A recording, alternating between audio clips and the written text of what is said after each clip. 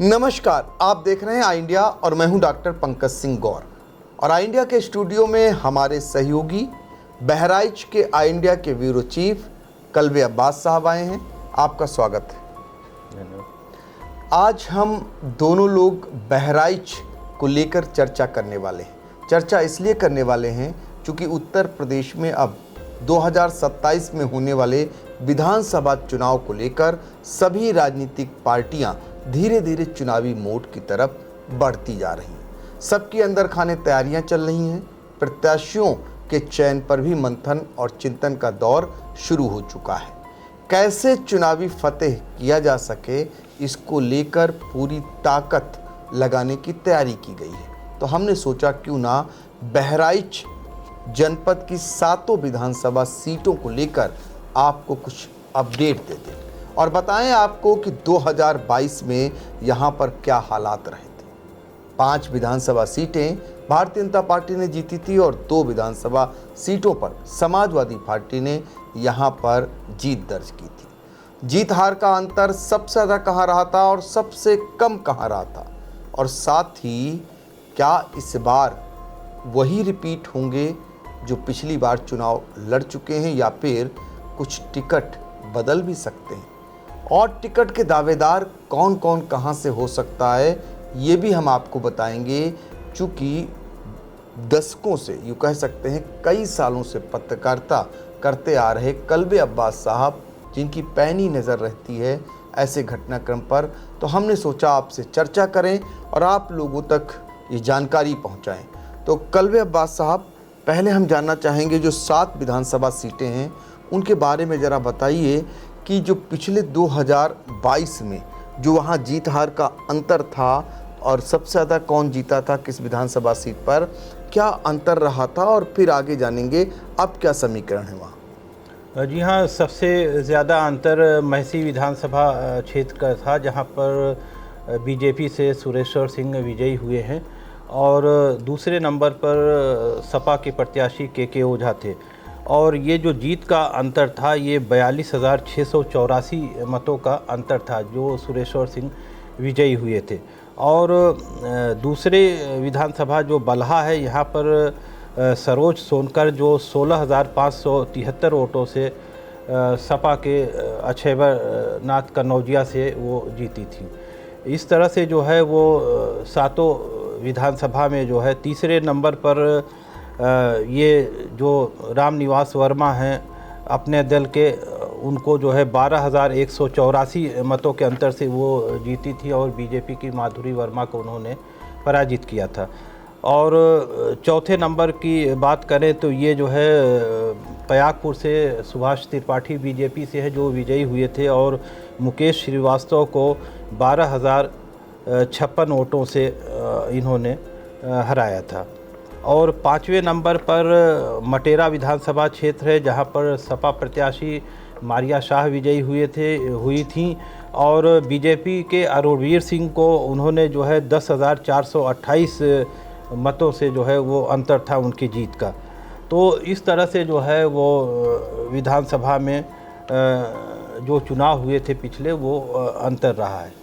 तो ये जीत हार का अंतर था। अब जरा वोटों के बारे में भी आपको बता देते हैं। जो अनुपमा जायसवाल, जो कि भारतीय जनता पार्टी की विधायक के साथ साथ पहली सरकार में मंत्री भी रही हैं, और ये बहराइच ही विधानसभा सीट पड़ती है। यहाँ पर इन्होंने 1,76,028 वोट वो पाई थी, और जबकि इनके मुकाबले यासर शाह जो समाजवादी पार्टी के थे वो 1,03,550 वोट पाए थे। बहुत कम जीत हार का अंतर रहा था। गौरव वर्मा जो कि कैसरगंज से, और इनकी बात करें ये हारे थे, और सपा के आनंद कुमार यहाँ जीते थे।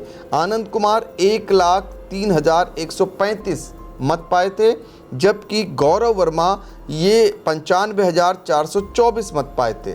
तो इसी तरीके से पयागपुर की बात करते हैं। पयागपुर में भी सुभाष त्रिपाठी भारतीय जनता पार्टी के चुनाव जीते थे। इन्हें वोट मिले थे 1,10,162, और मुकेश श्रीवास्तव इन्हें 98,106 मत मिले थे। सुरेश्वर सिंह की जीत बताई चुके सबसे ज़्यादा मतों से जीते थे, महसी से विधायक हैं, और प्रभावशाली नेता हैं भारतीय जनता पार्टी के। इन्हें 1,17,883 वोट मिले थे, जबकि इनके मुकाबले कृष्ण कुमार ओझा जो सिर्फ 75,199 मत पा सके थे। अरुणवीर सिंह ये मटेरा है और यहाँ पर मारिया जीती थी, ये हारे थे अरुणवीर सिंह।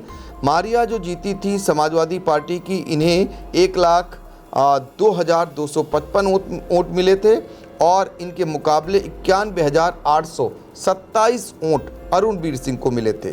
रामनिवास वर्मा जो एडीएस गठबंधन से थे और माधुरी वर्मा जो कि सपा से थी, बीजेपी से थी, तो जो रामनिवास वर्मा इन्हें 87,689 वोट मिले थे और माधुरी वर्मा को 75,505 वोट मिले थे। सरोज सोनकर इन्हें वोट जो है बलहा से चुनाव लड़े थे और बलहा से ये चुनाव जीते थे। इन्हें 1,04,83 वोट मिले थे, जबकि अच्छेवर नाथ कनौजिया इन्हें सिर्फ 83,910 वोट मिले थे। ये वहाँ पर 2027 का माफ़ कीजिएगा 2022 में जो मत मिले थे उनको हमने आपको बताया। चूँकि आंकड़े कभी एक जैसे नहीं रहते। आपने देखा कि विधानसभा चुनाव उत्तर प्रदेश में जो है वो जीतती है भारतीय जनता पार्टी, लेकिन लोकसभा की ज़्यादा सीटें जीतती है समाजवादी पार्टी और कांग्रेस गठबंधन। तो अभी गठबंधन की राजनीति है, आगे चलकर किस दल का किससे गठबंधन होगा ये कहना मुश्किल है, लेकिन चूंकि इन आंकड़ों के जरिए स्थिति को आगे रखा गया। कल्बे अब्बास साहब जो ये लोग जो विधायक जीते थे, क्या ये सारे फिर से चुनाव लड़ने की तैयारी कर रहे हैं? और जो विपक्ष में जो हारे थे ये लोग भी फिर से मैदान में आने के लिए पूरी तरह तैयार हैं या फिर कुछ और भी चेहरे नए दिखाई दे रहे हैं? जी हाँ, जो विजयी हुए हैं, जो मौजूदा विधायक हैं वो तो दावेदार ही हैं और इसके अलावा जो है पार्टियों के जो है और भी दूसरे लोग भी जो है दावेदारी कर रहे हैं।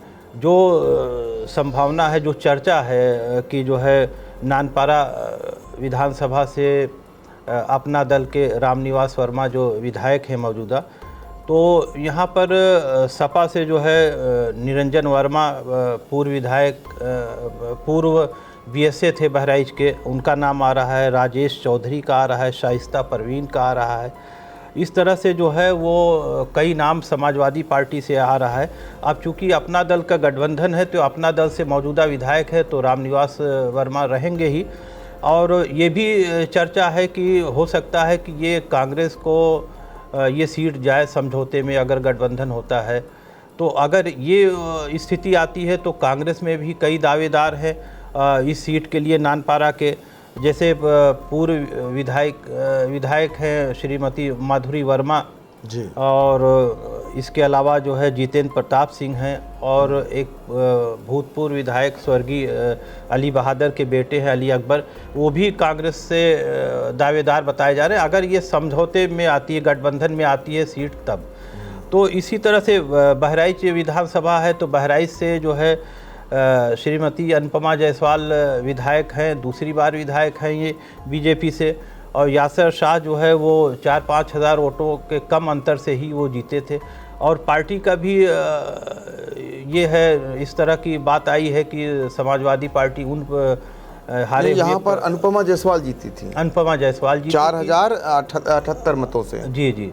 और तो पार्टी का भी ये इस तरह की बात सामने आ रही है कि समाजवादी पार्टी ने कहा कि जो भी 4-5 हज़ार वोटों के अंतर से जीतेंगे उनको टिकट दिया जाएगा। अगर ये बात सही है और ये लागू होता है तो जाहिर सी बात है से जो हारे होंगे, जो 4-5 हज़ार वोटों से हारे हैं, उनको टिकट फिर से रिपीट करेगी। उनको टिकट जो है वो पार्टी देगी, उस पर उन पर विचार वरीयता से देगी, वो करेगी।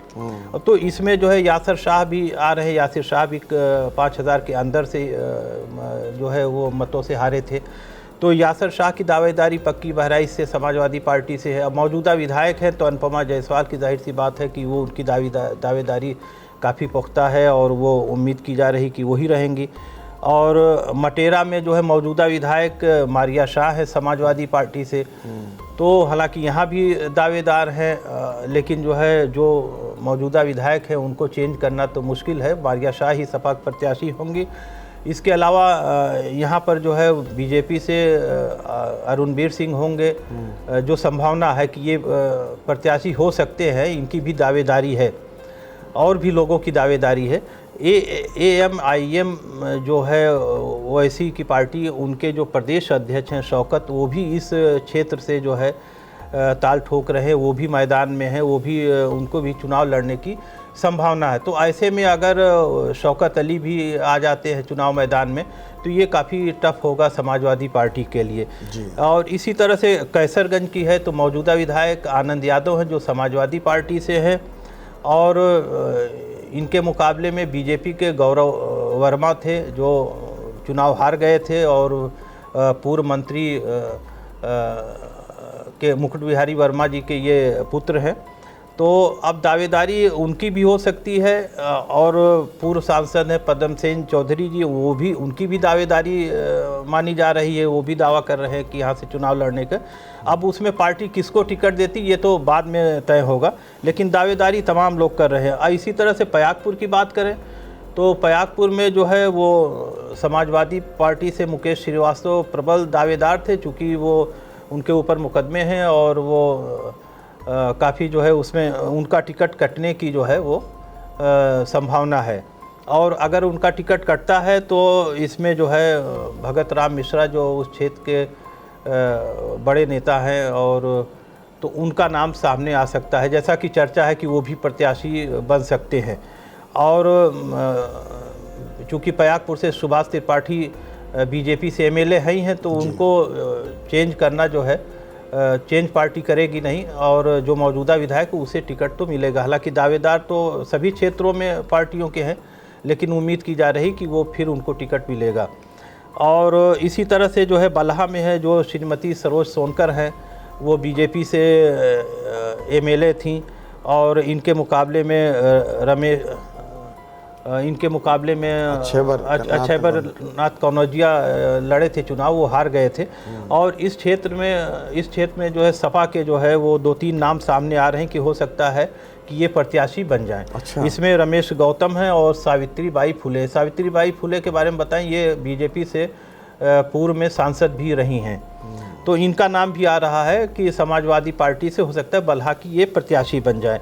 और महसी में जो वो समाजवादी पार्टी से देवेश चंद्र मिश्रा और के ओझा अवधेश, इन लोगों का नाम आ रहा है। और यहाँ पर भारतीय जनता पार्टी से सुरेश्वर सिंह MLA है, और तो ये उम्मीद की जा रही कि वो तो दोबारा प्रत्याशी होंगे ही, चूँकि मौजूदा MLA है। लेकिन समाजवादी पार्टी ने के ओझा को लड़ाया था पिछली बार, और इस बार जो दावेदारी कई लोगों की हो गई। अब देखना ये होगा कि के ओझा को मिलता है कि देवेश चंद्र मिश्रा को मिलता है। तो इस तरह से 7 विधानसभा क्षेत्र की स्थिति है, जो सपा में हो या भाजपा में हो, जो भी मौजूदा विधायक है उनकी दावेदारी काफ़ी मजबूत है, और वो उनके बने रहने की, उनको दोबारा टिकट मिलने की काफ़ी संभावना है।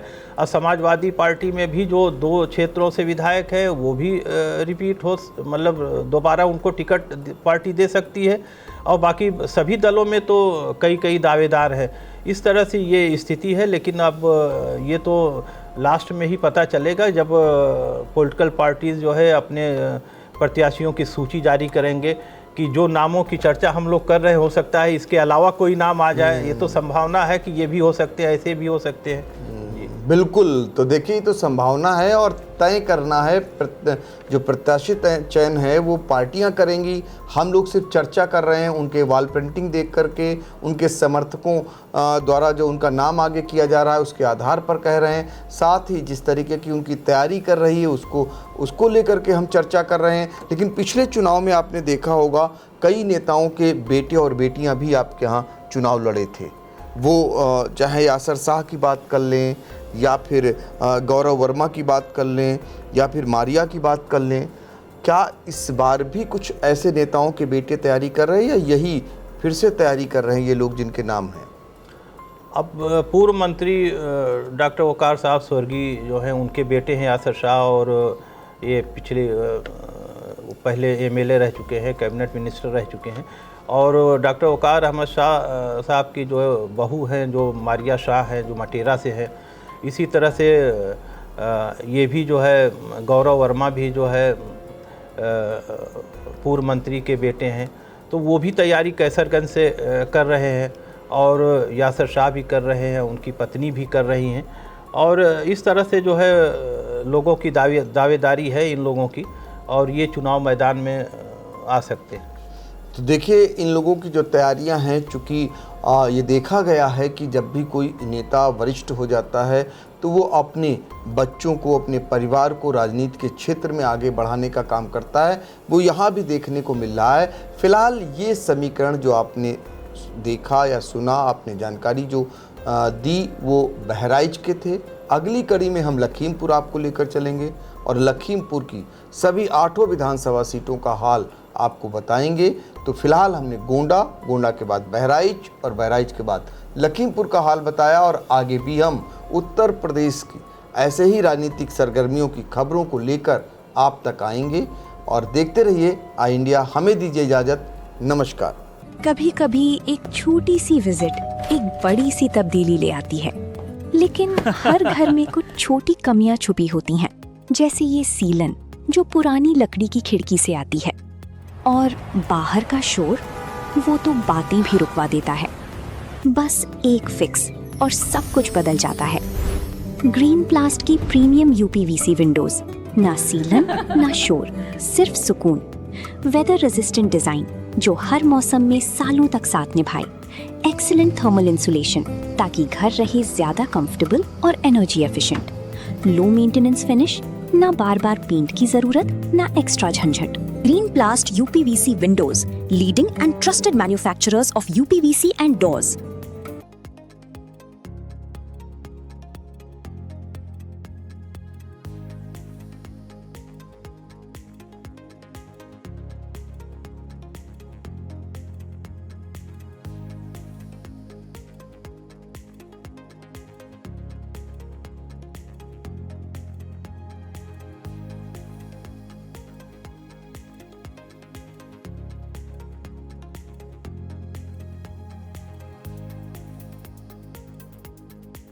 चुनावी समर में आई इंडिया का महासर्वे, विधायकों का रिपोर्ट कार्ड, जनता जनार्दन देगी नंबर, टिकट से पहले भरोसे की बाजी, 5 साल के इम्तिहान का परिणाम, काम या सिर्फ वादों का जंजाल। आप अपने विधायक को फिर देना चाहेंगे एक और मौका?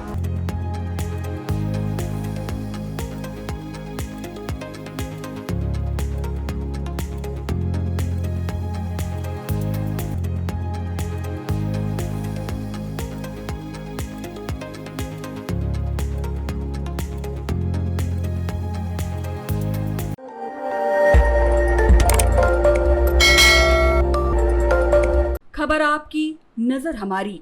देखते रहिए आई इंडिया।